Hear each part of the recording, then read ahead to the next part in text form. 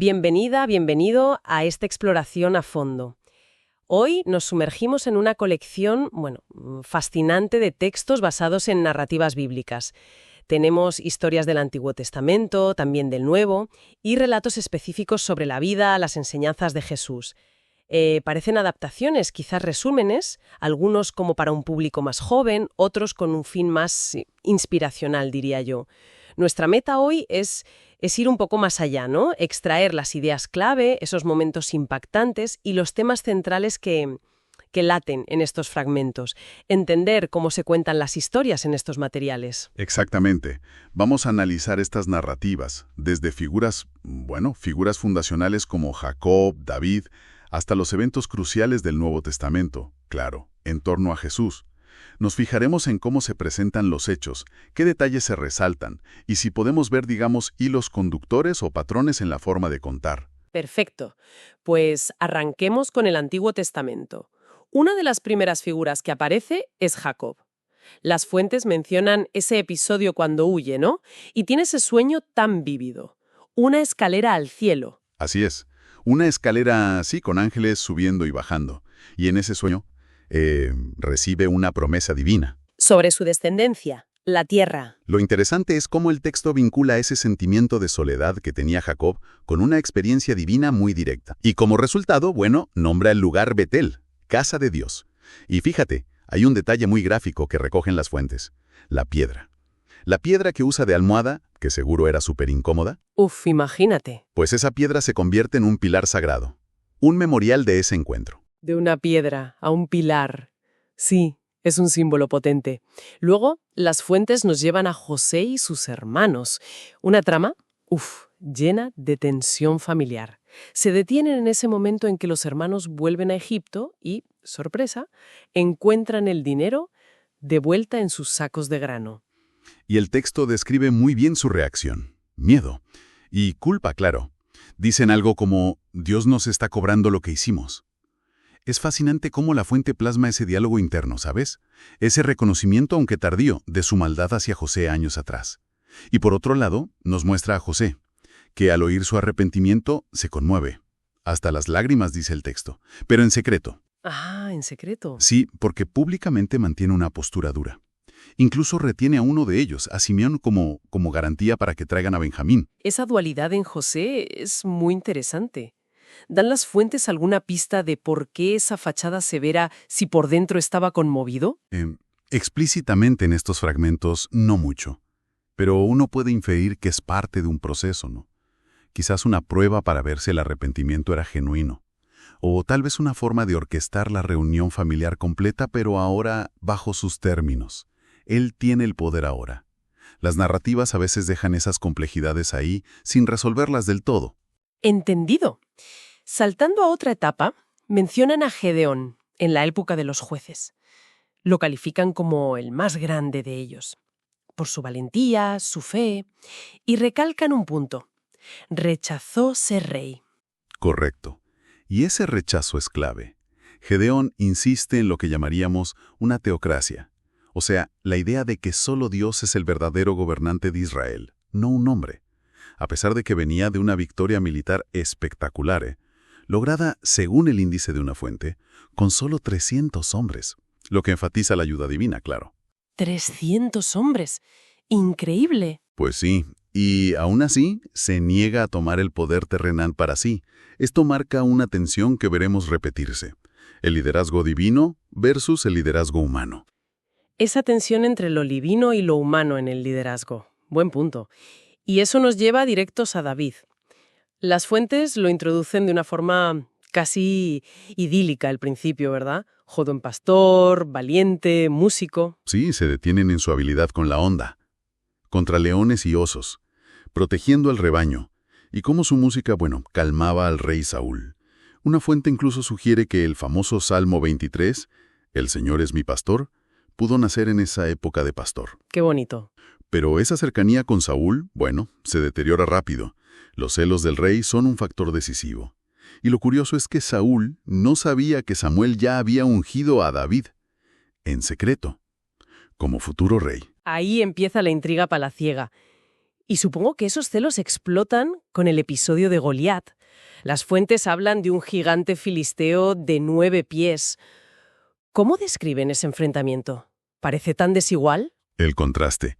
Ese es el eje de la narración. David, joven, sin armadura pesada. De hecho, rechaza la de Saúl porque no le va bien, no está acostumbrado. Claro. Frente al campeón filisteo, imponente, armado hasta los dientes. La clave, según los textos, es doble. Primero, la confianza absoluta de David en Dios. Y segundo, su destreza con la honda, un arma que Goliat desprecia, claro. Se sentiría insultado, me imagino. Totalmente.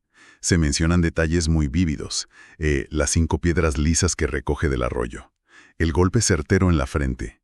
Y la culminación. David usando la propia espada del gigante vencido para decapitarlo. Es una victoria aplastante. Y catapulta a David, claro.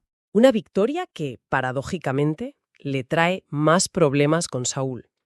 Su fama crece y los celos del rey se vuelven insoportables. Lo fuerzan a huir. Se refugia en la cueva de Adulam y allí, dicen los textos, se le une gente descontenta. Menos mal que contaba con la amistad de Jonatán, ¿no? El hijo de Saúl. Esa amistad con Jonatán es como un punto de luz en medio de tanta persecución. Pero las fuentes también relatan un episodio muy oscuro de Saúl, la matanza de los sacerdotes de Nob, ¿Ah, sí? ¿Por qué? por haber ayudado a David. Un tal Doeg el Edomita ejecuta la orden, mata a 85 sacerdotes, un acto brutal que, según se narra, aleja aún más al pueblo de Saúl y refuerza la imagen de David como la esperanza legítima para Israel. Terrible. Y esa tensión entre la fe individual y el poder imperial se vuelve aún más dramática en la historia de Daniel, ¿verdad? Situada en Babilonia en el exilio. Lo presentan junto a sus amigos Sadrach, Mesach y Abednego. Sí, jóvenes nobles judíos, elegidos para servir en la corte de Nabucodonosor. La narrativa se centra en 2 episodios de prueba, básicamente. El primero, el del horno ardiente. Nabucodonosor construye una estatua de oro, inmensa, y ordena a todos adorarla. Los 3 amigos de Daniel se niegan, fieles a su Dios único. Menudo desafío al poder absoluto del rey. Total. Su postura es firme, confían en que Dios puede librarlos, pero incluso si no lo hace, no van a adorar la estatua. Se mantienen firmes. ¿Y cómo se resuelve eso? Bueno, los arrojan al horno, tan caliente que, dice el texto, mata a los guardias que los lanzan. Pero el rey ve a 4 figuras dentro, ilesas, y dice que la cuarta parece un hijo de los dioses. Salen sin un rasguño, ni olor a humo siquiera. Impresionante. Este milagro, según el relato, impacta tanto a Nabucodonosor que reconoce el poder del Dios judío y decreta protección para sus fieles. Increíble. ¿Y la segunda prueba de Daniel? Es parecida. Ocurre más tarde, ya bajo otro rey, Darío de Persia. Hay funcionarios rivales celosos de Daniel. Siempre los celos. Sí, parece un tema recurrente. Convencen a Darío para que firme una ley. Prohibido orar a cualquier dios u hombre que no sea el rey durante 30 días. La pena, el foso de los leones. Daniel, sabiendo esto, sigue orando a Dios, abiertamente, 3 veces al día. Era una trampa clarísima. Y Darío, aunque apreciaba a Daniel, no pudo hacer nada. Según el texto, la ley de los medos y persas era irrevocable. Una vez firmada, ya está. Así que a su pesar, Darío ordena cumplirla. Pero a la mañana siguiente corre al foso y encuentra a Daniel ileso. ¡Wow! Vaya historias. Fe a prueba de fuego y de leones. Muy impactante. Ahora, si pasamos al Nuevo Testamento, las fuentes nos introducen en los eventos que rodean el nacimiento de Jesús. Empiezan con un sacerdote anciano, Zacarías. Correcto. Zacarías está oficiando en el templo de Jerusalén y se le aparece el ángel Gabriel. Le anuncia que él y su esposa Elizabeth, también mayor, tendrán un hijo, Juan, el futuro bautista, el que preparará el camino del Señor. Pero Zacarías duda, ¿no? Duda, sí, comprensible por la edad, y como señal y también consecuencia de su duda, queda mudo hasta el nacimiento del niño. El texto resalta mucho el destino profético de Juan desde antes de nacer. Y 6 meses después, el mismo ángel, Gabriel, visita a María en Nazaret. ¿Qué momento debió ser ese? Sin duda. Le anuncia que concebirá por el Espíritu Santo. Un concepto central, Quizás valga la pena aclararlo un poco. ¿Qué implica eso aquí? Buena pregunta. En este contexto, concebir por el Espíritu Santo significa que el embarazo de María no es resultado de una unión humana normal, digamos, sino una intervención divina directa. Se presenta como la forma en que Dios mismo entra en la historia humana. Jesús es presentado así como Hijo de Dios desde su concepción misma. ¿Entendido? Y María, ante este anuncio, asombroso, responde con sumisión. Hágase en mí según tu palabra. Una entrega total. María acepta y luego visita a su prima Elizabeth, que también está embarazada de Juan. ¿Cómo describen ese encuentro las fuentes? Como un momento de reconocimiento mutuo. ¿Alegría espiritual? Cuando nace Juan, Zacarías recupera el habla justo al confirmar el nombre Juan, como dijo el ángel, y sus primeras palabras son de alabanza y profecía sobre su hijo. Mientras tanto, José, el prometido de María, también recibe un mensaje, en sueños, ¿no? Sí, en sueños. El ángel le confirma el origen divino del embarazo de María. Le dice que no tema tomarla por esposa. Y que llame al niño Jesús. Explica que el nombre significa Salvador, porque salvará a su pueblo de sus pecados. Y aquí las fuentes nos dan contexto histórico, el censo, ordenado por el emperador romano, César Augusto. Ese censo es el que provoca el viaje a Belén, ¿cierto? José y María, como descendientes de David, tienen que ir allí. Exacto. Viajan de Nazaret a Belén. El relato describe las dificultades. La ciudad llena, no hay sitio en la posada. Una fuente detalla un poco cómo eran esas posadas, con patio y unos espacios cubiertos, colliwans. Sugiere que terminaron en un lugar para animales, quizá una cueva establo. Muy humilde el inicio. Totalmente.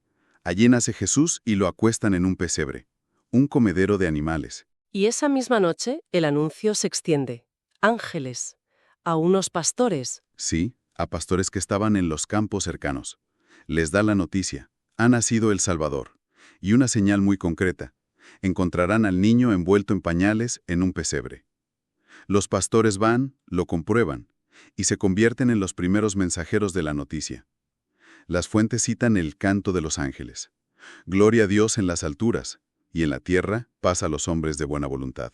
Después, siguiendo la ley judía, Jesús es presentado en el templo, a los 40 días. ¿Y la ofrenda que hacen? 2 pichones.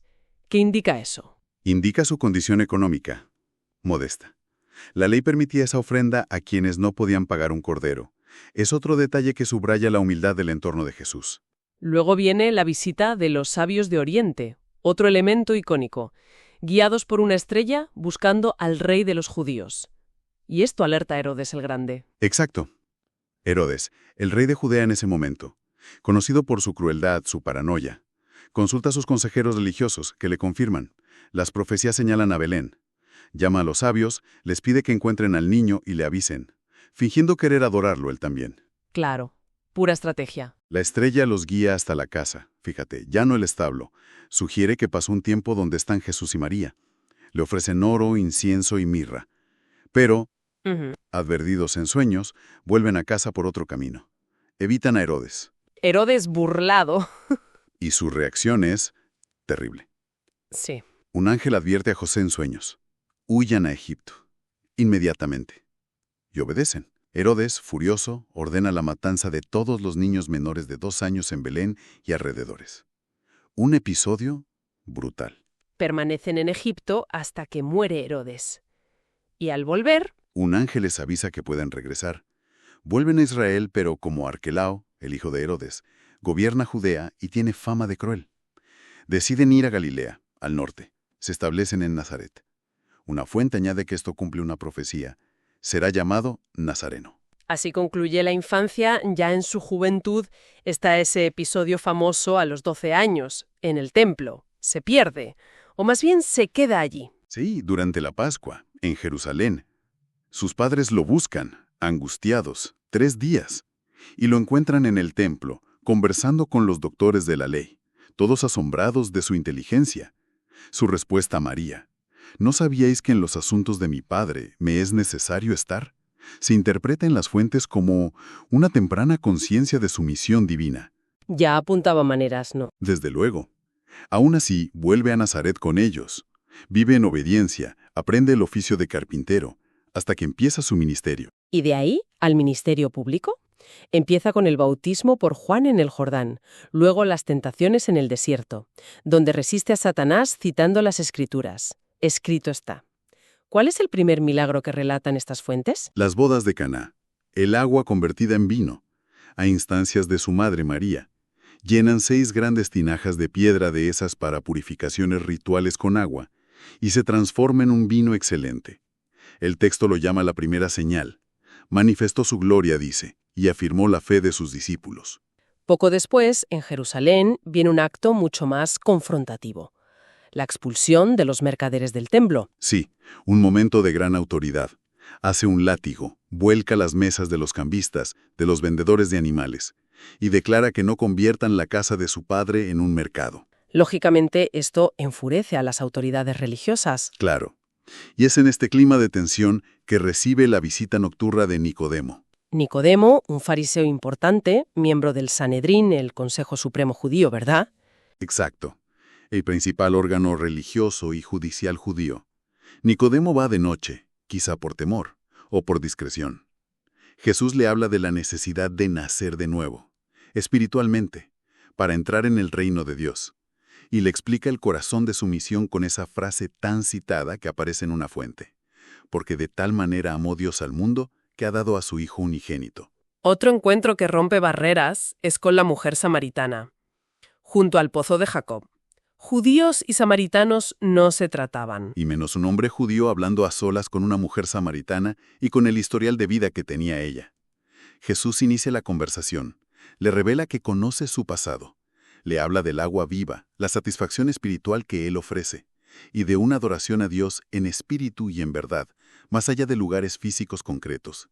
Ella queda tan impactada que va a su pueblo, y muchos samaritanos creen en Jesús por su testimonio y por escucharlo ellos mismos. Fascinante cómo conecta con gente marginada. Y luego llama a sus primeros discípulos de una forma muy llamativa, después de una pesca milagrosa. Sí, Pedro, Andrés, Santiago y Juan habían pescado toda la noche. Sin éxito, Jesús les dice que vuelvan a intentarlo. Y sacan tantos peces que las redes se rompen, las barcas casi se hunden. Pedro, asombrado, sintiéndose indigno, le pide que se aparte. Pero Jesús le dice, «Desde ahora serás pescador de hombres». Dejan todo y lo siguen, una metáfora poderosa de su nueva misión. También llama a Mateo, un publicano. ¿Qué significaba ser publicano en esa época? Eran mal vistos, ¿no? Muy mal vistos. Eran recaudadores de impuestos para Roma, despreciados por colaborar con la potencia ocupante y a menudo acusados de corrupción. Considerados impuros, pecadores. Jesús simplemente le dice, «Sígueme», y Mateo lo deja todo. Luego Jesús come en casa de Mateo con otros publicanos y pecadores, y defiende esta acción ante las críticas de los fariseos. Una fuente dice que usó la parábola del fariseo y el publicano para ilustrar la diferencia entre la autojusticia y la humildad arrepentida. Queda clara su intención de acercarse a los excluidos. Las fuentes también listan muchas curaciones. ¿Hay alguna que destaque especialmente por su relato o impacto? Bueno, mencionan varias. Un endemoniado en la sinagoga, la suegra de Pedro, multitudes, el hijo de un oficial a distancia, un paralítico de 38 años junto al estanque de Betesda. Esta causó polémica por ser en sábado. ¿Siempre el sábado? Sí, pero quizá la del ciego de nacimiento es muy detallada. ¿Qué ocurrió en ese caso? Jesús hace lodo con saliva, se lo unta en los ojos y le dice que se lave en el estanque de Siloé. El hombre obedece y ¡pum!, ve, por primera vez en su vida. Esto genera una gran controversia. Los fariseos lo interrogan a él, a sus padres. Como fue en sábado, intentan negar el milagro o desacreditar a Jesús. ¿Y cómo reacciona el hombre que fue curado? Con una valentía y una lógica aplastantes. Les dice, si este hombre no viniera de Dios, no podría hacer nada. Y su frase más famosa, una cosa sé, que habiendo yo sido ciego, ahora veo. ¡Qué respuesta! Su testimonio es tan firme que lo expulsan de la sinagoga. Una sanción social y religiosa muy grave en esa época. Impresionante testimonio. Jesús también usa muchas imágenes para describirse. Una de ellas es la del buen pastor. Sí, dice que conoce a sus ovejas, da su vida por ellas y tiene otras ovejas que a menudo se interpreta como los no judíos que también debe atraer. Esta imagen y el hecho de hablar de Dios como su Padre de una forma muy íntima, muy directa, provoca que algunos líderes lo acusen de blasfemia, de hacerse igual a Dios. ¿También enseña con parábolas? ¿Cuáles mencionan las fuentes? Destacan dos muy conocidas. La del hijo pródigo. La historia completa, ¿eh? El hijo que derrocha la herencia toca fondo, se arrepiente y es recibido con una fiesta por su padre. Muestra la increíble misericordia de Dios.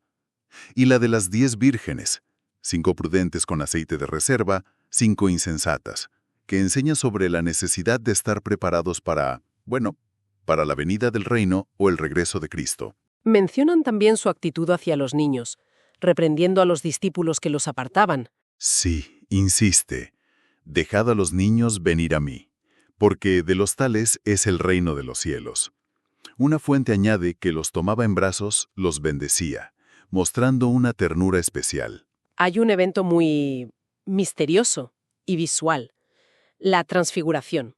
¿Qué cuentan las fuentes? Que Jesús subió una montaña alta, se sugiere el Monte Hermón, con Pedro, Santiago y Juan, su círculo íntimo. Allí su aspecto cambió, su rostro brillaba, su ropa se volvió blanca, resplandeciente. Aparecieron Moisés y Elías, figuras clave de la ley y los profetas, hablando con él. ¿Sobre qué? Sobre su partida en Jerusalén, su muerte y resurrección. Y una voz desde una nube lo identifica como el Hijo amado de Dios. Es una revelación de su gloria divina. Parece un anticipo de su resurrección, ¿sí?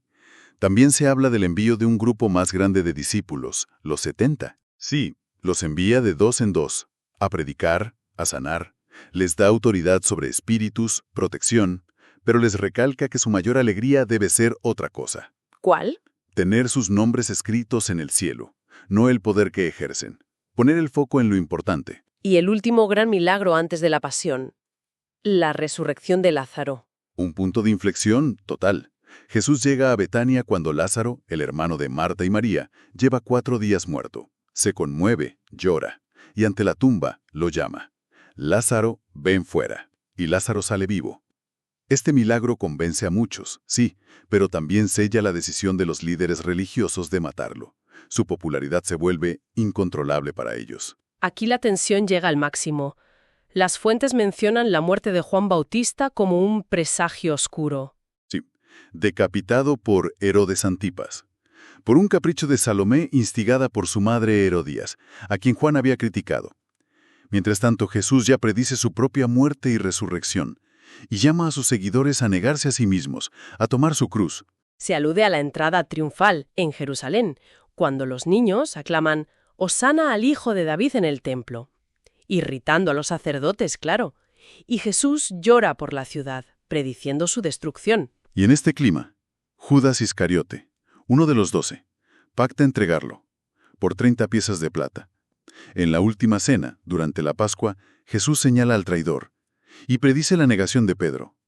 Una fuente recuerda que antes les lavó los pies. Un acto de servicio. Impactante. Luego la agonía en Getsemaní, esa oración tan intensa. Sí, pide si es posible evitar ese sufrimiento.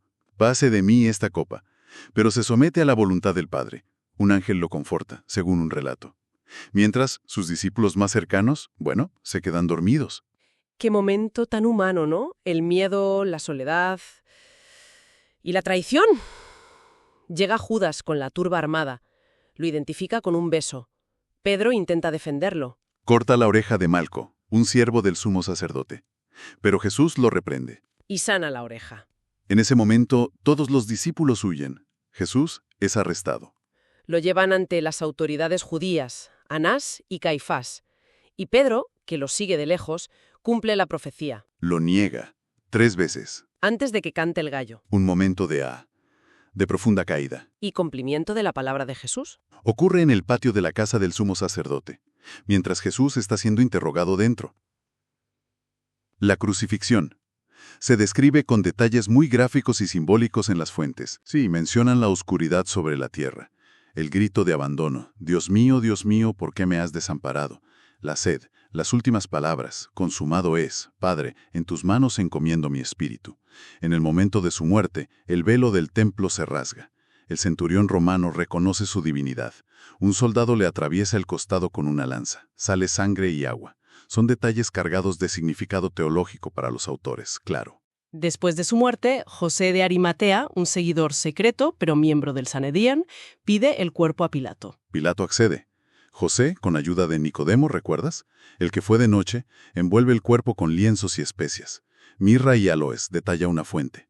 Lo deposita en una tumba nueva, excavada en roca. La sella con una gran piedra. Algunas mujeres miran de lejos. Y los líderes judíos, temiendo un fraude, piden a Pilato poner guardias en la tumba. Aunque los extractos no describen las apariciones de Jesús resucitado directamente, sí mencionan el sepulcro vacío y los eventos que siguen, que claramente presuponen la resurrección. Exacto. Se narra como Pedro y Juan sanan a un cojo de nacimiento, en la puerta hermosa del templo, invocando el nombre de Jesús resucitado. El milagro es innegable. Pedro predica a la multitud, atribuye el poder a Jesús, a quien ellos rechazaron, pero Dios levantó. Llama al arrepentimiento. Y se nos dice que muchos creyeron, llegando a 5,000 hombres. Esa sanación y predicación les trae problemas con las autoridades, ¿no es así? Directamente. Los arrestan. Los sacerdotes, los saduceos, un grupo que negaba la resurrección y estaba especialmente molesto. Los llevan ante el Sanedrín, el mismo consejo que condenó a Jesús. Pedro, lleno del Espíritu Santo, declara sin miedo que la sanación fue en nombre de Jesús y que no hay salvación en ningún otro. ¿Y cómo reacciona el Sanedrín ante esa audacia? ¿Se quedarían de piedra? Asombrados, reconocen que son hombres comunes, sin letras pero, que estuvieron con Jesús, y con el hombre curado allí mismo no pueden negar el milagro. Optan por amenazarlos, prohibirles hablar de Jesús. Pero Pedro y Juan responden que deben obedecer a Dios antes que a los hombres. Una declaración de principios total. Valiente respuesta, desde luego. Finalmente, las fuentes nos cuentan la historia de Esteban. ¿Quién era? Uno de los 7 hombres elegidos, los diáconos, para ayudar en la administración y el cuidado de las viudas en la iglesia primitiva. Así los apóstoles podían dedicarse a la oración y la predicación. Esteban es descrito como lleno de fe y del Espíritu Santo, y también hacía milagros. Pero también encontró oposición, imagino. Sí, lo acusan falsamente. De blasfemia. Llevado ante el Sanedrín, da un largo discurso, repasa la historia de Israel, y acusa a los líderes de resistir a Dios, igual que sus antepasados, y de matar al justo, a Jesús. Palabras duras. Muy duras. Esto enfurece al consejo. Lo arrastran fuera de la ciudad y lo apedrean. Mientras muere, sus últimas palabras son de perdón para sus verdugos. Señor, no les tomes en cuenta este pecado. Y entrega su espíritu a Jesús. Muy parecido a las palabras de Cristo en la cruz. Se convierte en el primer mártir cristiano. Un final trágico, pero... Coherente con el mensaje de seguir a Jesús hasta las últimas consecuencias. Una de las fuentes, creo que The Shepherd, concluye mencionando la ascensión y la promesa del regreso de Jesús. Sí, esa fuente cierra con esa perspectiva, digamos, escatológica, recordando las palabras de los ángeles a los discípulos tras la ascensión. También incluye textos devocionales como el Padre Nuestro, el Salmo 23, lo que refuerza el carácter inspiracional de esa fuente en particular. Hemos cubierto, muchísimo terreno. Desde esas promesas y pruebas de fe del Antiguo Testamento, pasando por la crónica detallada de la vida, muerte y resurrección de Jesús, tal como la presentan estas fuentes, hasta los inicios valientes y conflictivos también de sus seguidores. Ciertamente. Y lo que vemos es que estas narrativas, ya sean versiones más simples o más elaboradas, comparten un núcleo de mensajes, ¿no? La importancia de la fe, la obediencia a Dios, las consecuencias de la desobediencia, la realidad del conflicto espiritual, también la compasión divina frente a la debilidad humana y una esperanza que sobrevive incluso a la muerte, a la persecución. Son temas recurrentes, presentados a través de historias muy humanas y a la vez extraordinarias. Queda claro el poder que han tenido estas historias a lo largo del tiempo. Y la forma en que se cuentan aquí, con sus énfasis particulares, sigue siendo relevante. Sin duda, figuras como Daniel o sus amigos mostrando esa fe inquebrantable ante el poder absoluto. David pasando de pastor a rey y poeta, pero también con sus sombras. Los milagros de Jesús desafiando lo esperado. O la audacia de Pedro y Esteban frente a la autoridad. Todo esto nos invita a pensar sobre el liderazgo, la naturaleza de la fe, la relación ante el poder terrenal y la convicción espiritual. Quizás una pregunta interesante para reflexionar, para quien nos escucha es, ¿de qué manera estas representaciones del desafío al poder establecido, por fidelidad a una convicción superior, nos hablan hoy? ¿Qué eco tienen en nuestro mundo?